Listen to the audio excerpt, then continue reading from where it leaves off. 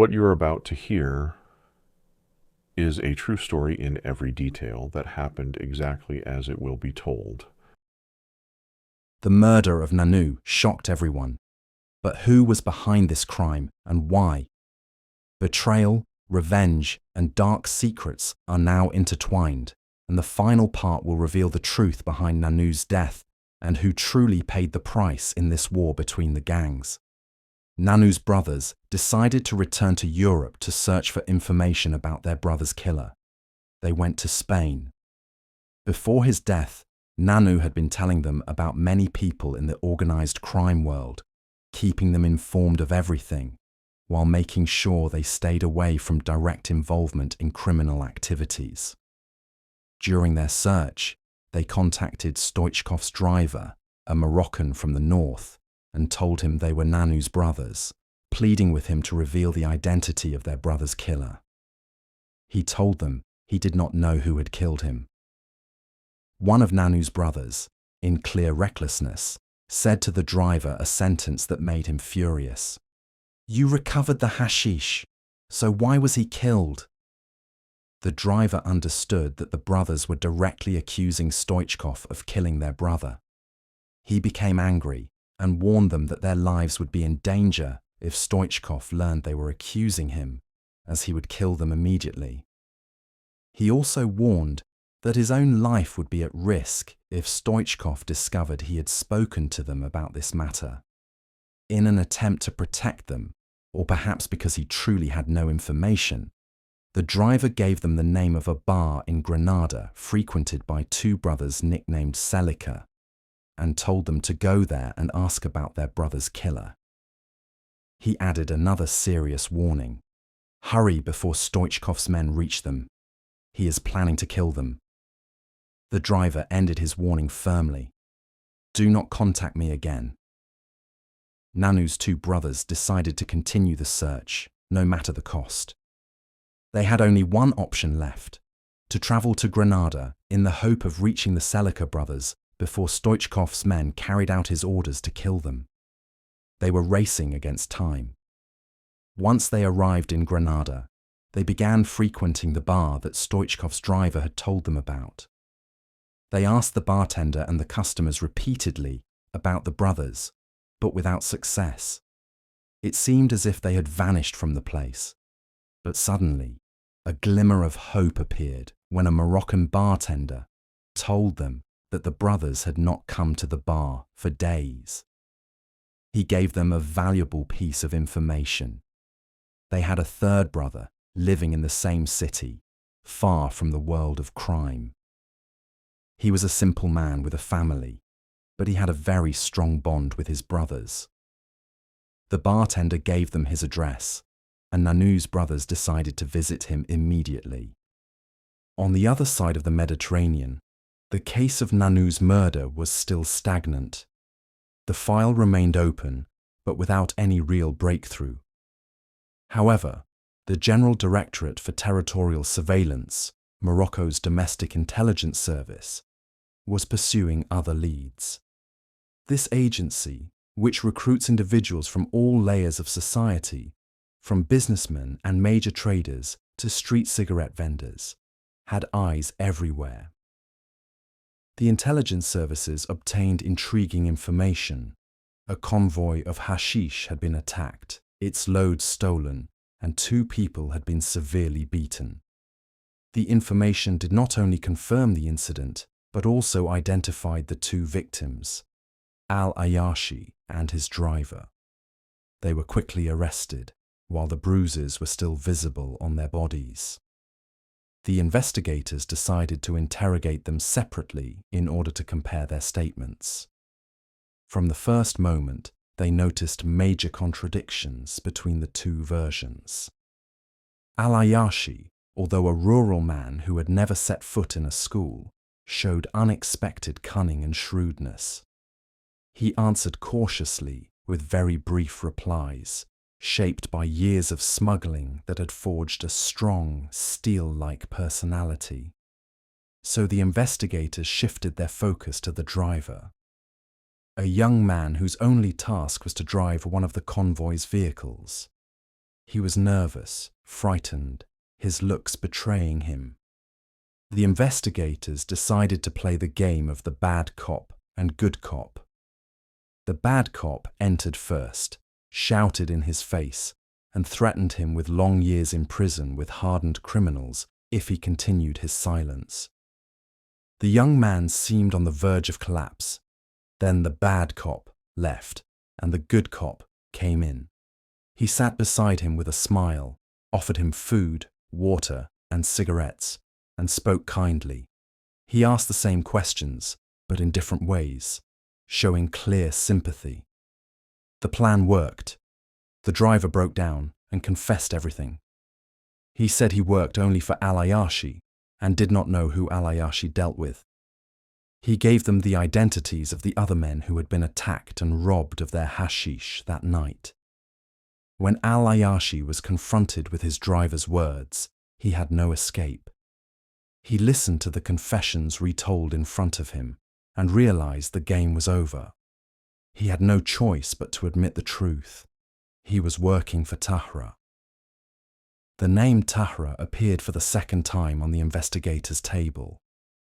The first time was in the testimony of Nanou's brothers, when they said that their late brother was facing problems with dangerous people in Europe, and they mentioned Tahra among them.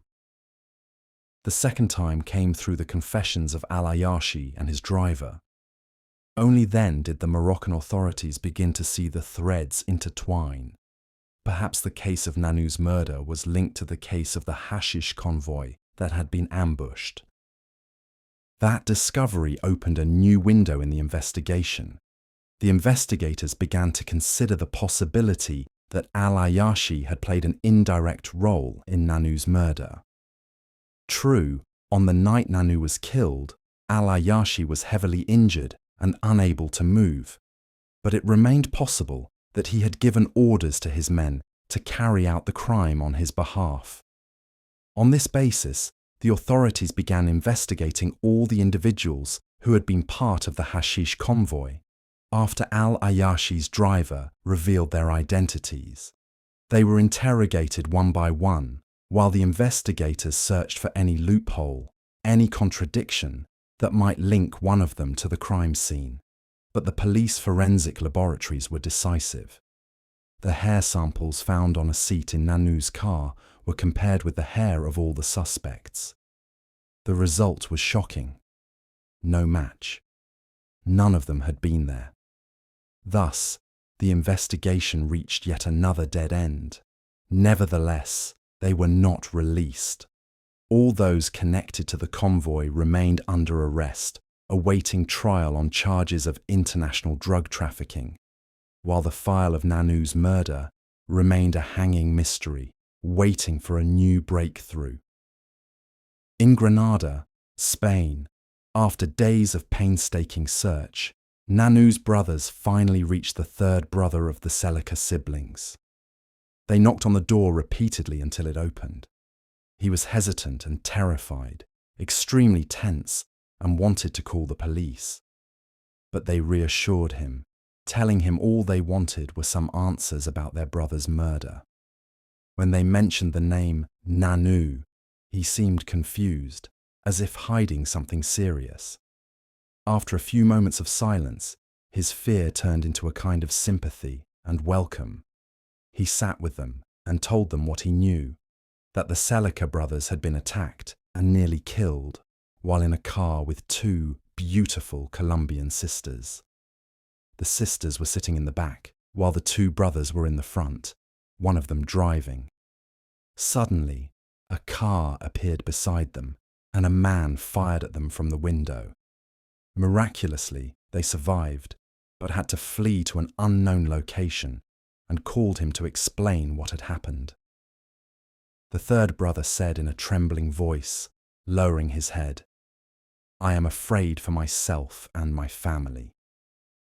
I did nothing, but my brothers chose the wrong path, and I may pay the price." Nanou's brothers sympathized and asked if his brothers had mentioned Nanou's murder. Then he revealed a dangerous fact. "I heard them say that 4 Moroccan young men killed him under orders from Tara and Stoichkov. One of them is named Abdel Rahim. They thanked him and returned to Morocco quickly, carrying this vital information to the investigators. In Morocco, Tara's name resurfaced in the investigation. Authorities summoned Al-Ayashi, the Bedouin man, and asked about someone named Abdel Rahim. He denied knowing anyone by that name. The surprise came when one member of the hashish convoy, visibly afraid, revealed that Al-Ayashi had a cousin named Abdel Rahim who had migrated to Europe years earlier with the help of Al-Ayashi and 3 of his siblings. They also said that the cousins returned to Morocco every summer in luxury cars. The investigators did not disclose this information to Al-Ayashi to prevent him from avoiding Morocco or being warned. Soon after, they identified all 4 cousins. They requested the Border Control Department to provide their entry and exit records. The records revealed that they entered Morocco 2 days before Nanou's murder and left just hours after the crime. Consequently, national arrest warrants were issued against them. In the summer of 2011, one of them entered Morocco. The authorities stopped him, but only asked superficial questions and released him as part of a covert plan to catch the others. He was secretly monitored, and the rest of his cousins followed, eventually being arrested together. Hair samples were taken, and the results were conclusive. The hairs found on Nanou's car seat belonged to one of them. During the investigation, the 4 were questioned individually. Their answers initially conflicted, but under intense pressure, they began to break down one by one and confessed. They had entered Morocco with 3 missions: to verify Al-Ayashi's innocence, search for the stolen hashish, and kill Nanou. They arrived right after Nanou, following orders from Tara and Stoichkov. Stoichkov had threatened them. "You will not return from Morocco unless you kill him. If you fail, I will burn you." They recounted the crime in detail. They had come in 2 stolen cars, 2 in each, while Nanou drove his own. They met him at a designated location, and one of them sat next to him in his car to avoid suspicion. All 3 cars set off together and reached a dark area. The 2 lead cars stopped, and Nanou hesitated. The one sitting next to him tried to lighten the tension with some jokes. However, Nanou's bright headlights ruined the plan, so he was asked to turn them off and step out for some fresh air. As soon as he did, a man emerged from the shadows, carrying a heavy hammer, and struck him repeatedly in the chest until he collapsed, dead. They then carried out the next part of their plan to cover up the crime. They expected the car used to hit Nanou's vehicle to be heavily damaged and to leave it at the scene while fleeing in the second car. To their surprise, the car was still working perfectly. So they drove it to a location far from the crime scene to mislead investigators and avoid suspicion. Thus, they left the scene looking like a tragic car accident. But they had overlooked a small detail that would expose them all: hairs left on Nanou's seat, the evidence that would ultimately reveal their guilt. All those involved were charged with premeditated murder and received life sentences. As for Al-Ayashi, he was sentenced to 30 years due to his direct ties with the mafia and deep involvement in criminal operations. Meanwhile, Al-Ayashi's driver and the rest of the hashish convoy members received sentences ranging from 4 to 10 years due to charges related to international drug trafficking. Tahra, Stoichkov, and Dhaka remained beyond the reach of Moroccan law, hidden behind a veil of mystery and power. Riani fled with his wife and daughter Rania to an unknown destination, yet he remained pursued by Dhaka's vigilant eye in a continuous game of cat and mouse. The Selika brothers miraculously survived Stoichkov's men's revenge and disappeared into the shadows. carrying with them the terror of that night that nearly ended their lives.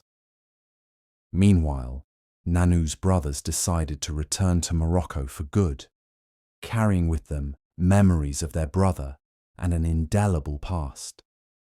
Even the corrupt officer in the Moroccan Royal Navy, who had ties with a drug smuggling gang, was found dead in a parking garage. Investigations revealed his involvement with the gang, but the shocking twist was that he had been killed by his own wife, who poisoned him after discovering his infidelities and multiple secret relationships. Justice, in this case, proved far harsher and more dramatic than any court ruling. Thus, while the door of justice closed on some characters, the unresolved threads remained suspended in the shadows. Many others remained alive, watching, plotting, and waiting for the right moment to return, leaving the reader with one undeniable truth. The world of crime never truly ends, and even after the fall of the powerful, the game continues, and the shadows move silently.